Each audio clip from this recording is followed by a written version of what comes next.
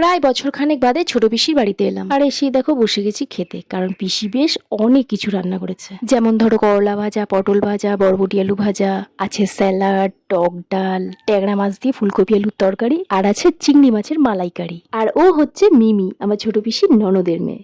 সব রকম ভাজাভুজি দিয়ে আমার খাওয়া হয়ে গেছে, আর আমি যেহেতু টক ডাল খাবো না, তাই আমি একেবারে চলে এলাম মাছের পর্বে। আর এই ডিম ভরা ট্যাংরা মাছগুলো খেতে যা ভালো লাগছে না, যদিও ডিমওয়ালা মাছ আমার খেতে একদম ভালো লাগে না, তবে আজকের মাছটা বেশ লাগছে। আর এরপরে নিয়ে নিয়েছি চিংড়ি মাছের মালাইকারি, আর এই পদটাও দারুণ হয়েছে। বিকেল বেলার দিকে একটু বেরিয়ে পড়লাম, সবাই মিলে যাবো একটু বারাসাত। বিয়ের কেনাকাটাগুলো সেদিন কিছুটা করা হয়েছিল সন্দীপের সাথে এসে, বাকিটা সারতে 3 বোন মিলে যাচ্ছি পিসা আর পিসিকে সঙ্গী নিয়ে বারাসাতে।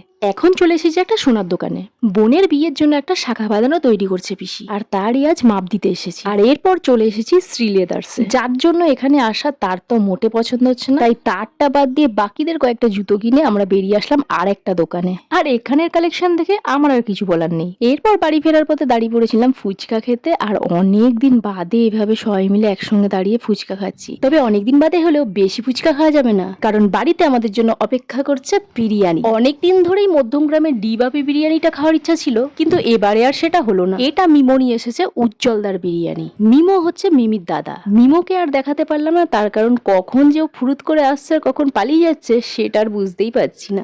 যাই হোক, আমরা আজকে সবাই বিরিয়ানি খাবো, খালি পিসা খাবে রুটি। তো চলো বাই, দেখা হচ্ছে আবার নেক্সট ব্লগে।